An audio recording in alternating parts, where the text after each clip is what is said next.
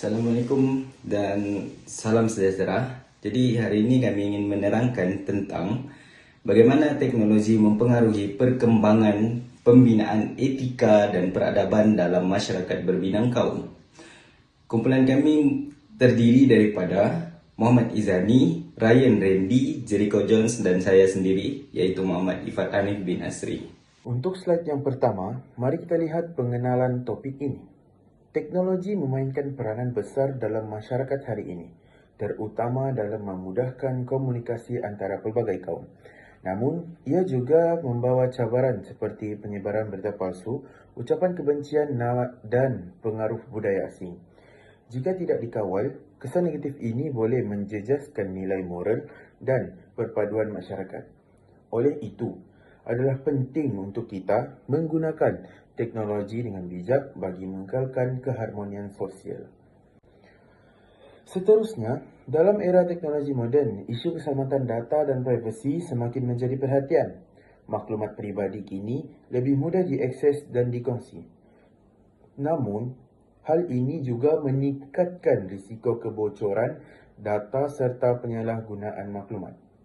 Dalam masyarakat berbilang kaum, kebocoran data boleh membawa kesan yang serius seperti menimbulkan ketegangan antara kaum atau agama jika maklumat sensitif digunakan untuk tujuan yang tidak bertanggungjawab. Contohnya, data peribadi yang disalahgunakan boleh dijadikan alat untuk menyebarkan propaganda atau memperkukuhkan stereotip negatif. Selain itu, teknologi juga memudahkan pengumpulan data berskala besar yang melibatkan pelbagai latar belakang etnik dan budaya. Jika tidak dikawal dengan baik, data ini boleh dieksploitasi untuk tujuan komersial atau politik tanpa persetujuan pemiliknya.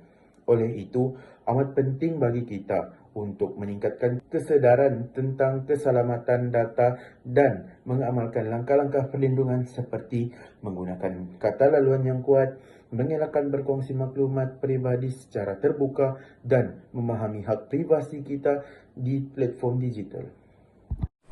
Seterusnya, kejatuhan nilai moral dan etika.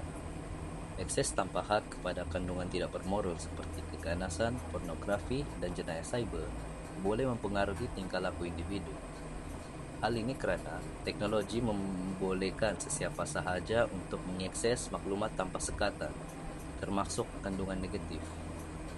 Pendedahan yang berulang kepada kandungan seperti ini boleh mempengaruhi tingkah laku individu, menyebabkan mereka kurang peka terhadap nilai moral.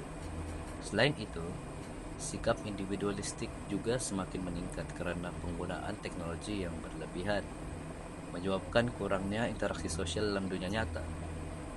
Ini karena penggunaan teknologi yang secara berlebihan seperti telepon pintar dan media sosial dapat mengurangkan interaksi sosial dalam dunia nyata.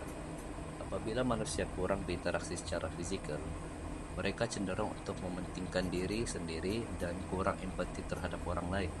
Selain itu juga, penyebaran budaya asing dan hakikat identiti.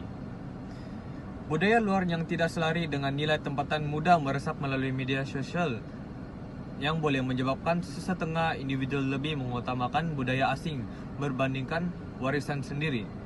Ini boleh menyebabkan kehilangan identiti kebangsaan dan mengurangkan rasa hormat terhadap pelbagaian budaya dalam masyarakat. Contohnya, pengaruh budaya barat melalui media sosial seperti Instagram, TikTok, dan YouTube.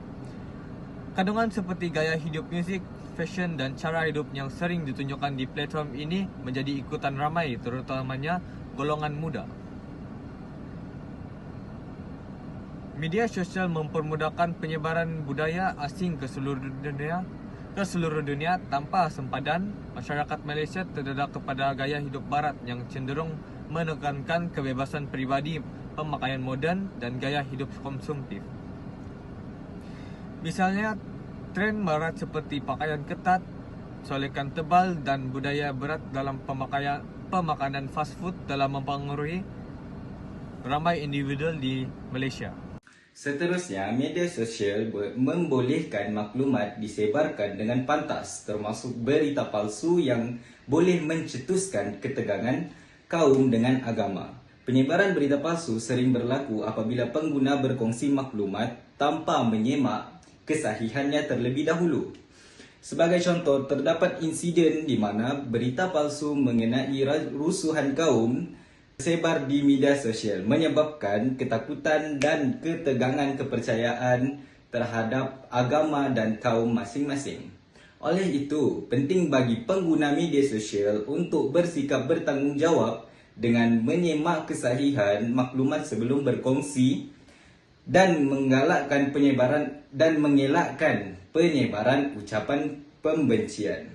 Penguatkuasa undang-undang dan pendidikan literasi digital juga harus dipertingkatkan untuk memastikan media sosial digunakan dengan cara yang positif dan tidak mengancam perpaduan masyarakat.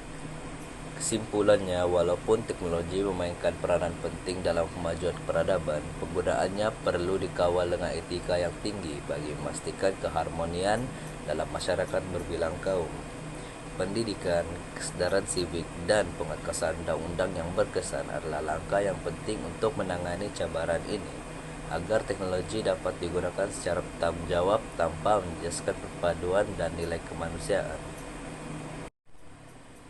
Kami mendapat rujukan kami daripada isu.com, yaitu impak ICT dalam perpaduan masyarakat Malaysia pada era globalisasi.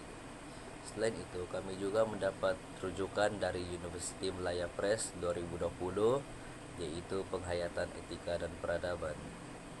Persoalannya, apakah langkah-langkah yang boleh diambil untuk mengimbangi kemajuan teknologi dengan pemeliharaan nilai etika dan peradaban? Kedua, sejauh manakah penggunaan teknologi dalam pendidikan membantu atau mengancam nilai moral dan adab pelajar? Dan akhir sekali, ketiga, bagaimanakah permainan video dan hiburan digital mempengaruhi pembentukan nilai dan identiti budaya dalam masyarakat? Jawapan yang pertama, untuk mengimbangi teknologi dengan etika dan peradaban, pendidikan etika digital perlu diterapkan, undang-undang privasi dan berita palsu dikuatkuasakan, serta syarikat teknologi memastikan platform yang selamat dan bermoral. Untuk jawapan yang kedua, teknologi dalam pendidikan membantu pembelajaran, tetapi boleh mengancam adab jika disalahguna, seperti ketagihan gadget dan akses kandungan tidak sesuai. Pengawasan ibu bapa dan bimbingan guru penting untuk memastikan penggunaan yang beretika. Untuk jawapan soalan yang terakhir, permainan video dan hiburan digital membentuk nilai budaya dengan memperkenalkan norma baharu, tetapi juga boleh membawa pengaruh negatif seperti keganasan dan kehilangan identiti budaya. Kesedaran dan keseimbangan diperlukan dalam penggunaannya.